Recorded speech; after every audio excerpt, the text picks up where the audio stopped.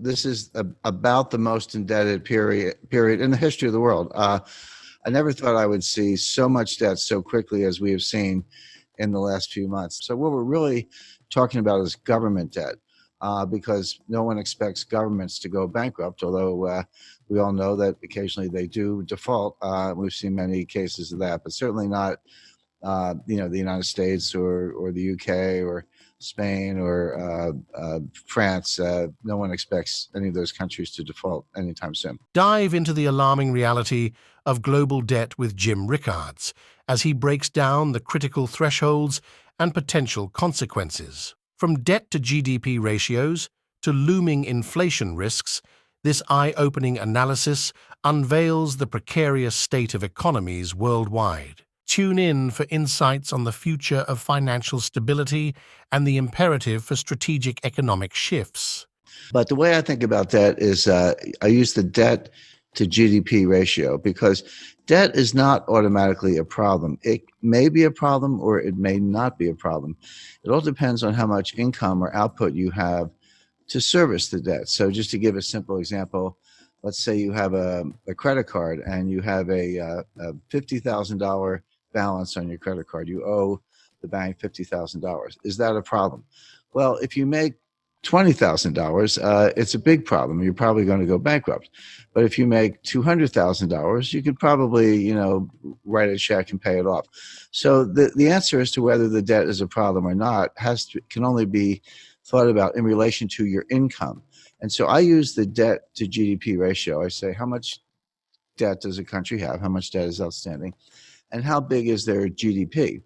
And when you use that ratio, if you're at, say, 30% or even 40%, that's a comfortable ratio. Yes, you have some debt, but you also have, say, a strong economy and your ability to service the debt by collecting taxes or other sources of revenue is very reasonable, and that debt level is sustainable. But when you get up to 60%, 60% happens to be the level under the Maastricht Treaty where the members of the European Union are not supposed to have debt in excess of 60% of their GDP. Now, many of them do. I'm not saying this is a hard and fast rule, but that's where Angela Merkel gets a little bit upset when you're above 60%. And Spain and France and some other, Italy certainly are above that threshold. But there's another threshold that's important, which is 90%. And 90% comes out of the research of Ken Rogoff and Carmen Reinhart. And what they've shown in developing markets, developed markets throughout the 20th century, recently in the distant past, no matter where they look, once a country gets above 90% debt to GDP, a couple things happen. Number one, debt is no longer productive. The idea of borrowing is I'll borrow $1. And dude, I'm going to do something with that money. Huh? Yeah, I'll borrow the $1, I'll spend the $1, but I'll get $1.20 of GDP because, I'll spend it on something, but then the recipient, he'll spend it, and then someone else will spend it. And by what's called velocity, or the turnover of money, you'll actually get more than you borrow. That's Keynesian economics, very simplified version of it. But what Rogoff and Reinhart have shown is once you get past 90%, that's no longer true. You borrow $1 and you spend $1, but you might only get 90 cents or 80 cents of GDP. In other words, you reach a point where you cannot borrow your way out of debt. You cannot borrow your way to get enough productivity to get out of debt. And then you're sort of in a doom loop or a death spiral. Well, I mentioned 30% is comfortable, 60% is a problem in Europe, 90% is this critical threshold. The United States today is at 106%. But we are very rapidly moving to 120%. When you take the additional $5 trillion of new deficit spending that the Congress has approved and put that on top, and bear in mind, the GDP has gone down, right? So your denominator is shrinking, your numerator is going up, which means the fraction is going up, and now the debt is well in excess of 100%. It's actually coming into 120%. So all of a sudden, the United States starts to look like Italy, or for that matter, Lebanon or Japan, which is the highest of all. Now, the modern monetary theorists, MMT, modern monetary theory, whom I completely disagree with. I know a lot of them. I know Stephanie Kelton. She's a big brain. She's one of the thought leaders. She has a new book coming out. They say, so what? They say it doesn't matter. that you can take your debt to GDP ratio to not only 100%, but 200%, or in theory, even 300%. It just doesn't matter for two reasons. Number one, you can always print the money to pay off the debt. By the way, everything I'm talking about does not apply if you're borrowing in a different currency. If you're Argentina and you print, pesos, but you're borrowing in dollars, that's a problem because you can't print dollars.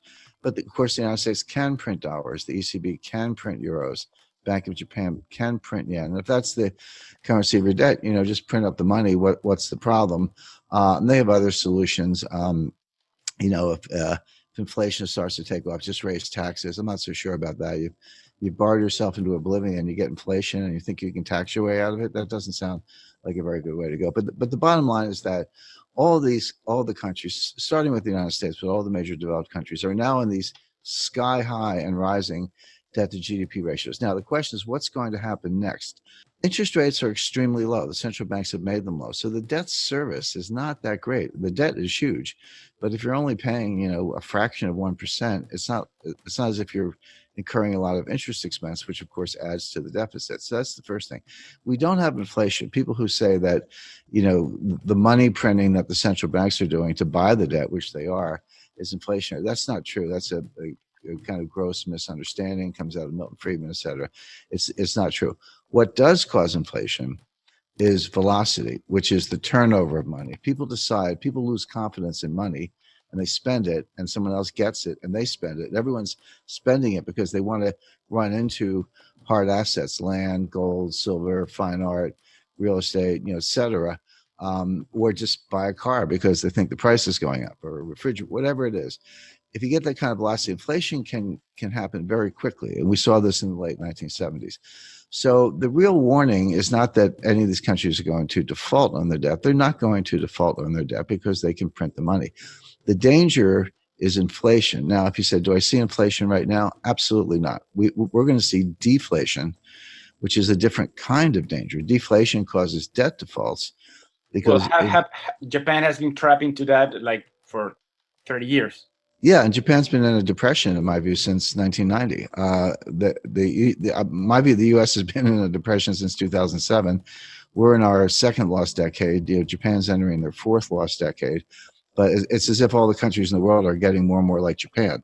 I had a meeting with Sakakibara-san. He was very famous in the 1980s. He was known as Mr. Yen. He was an assistant finance minister in Japan, but he was called Mr. Yen. But very smart guy, very nice guy.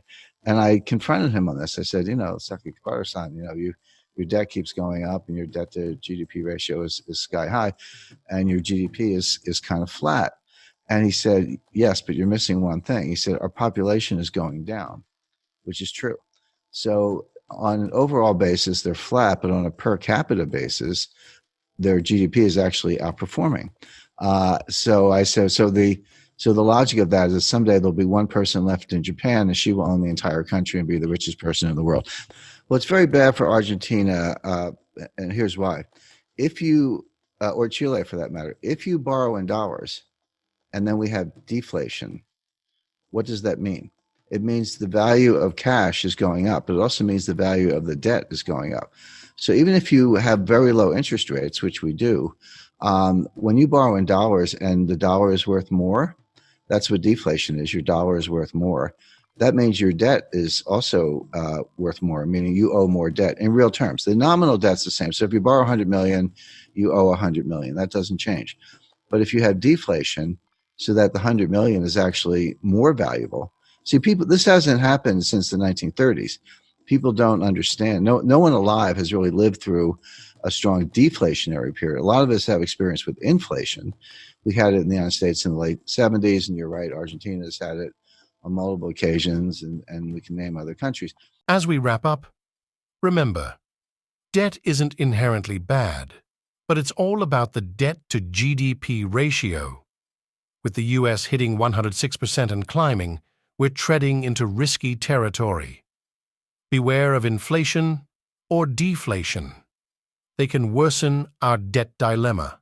The solution? Invest in high-value industries and tech innovation. Let's navigate these fiscal waters wisely.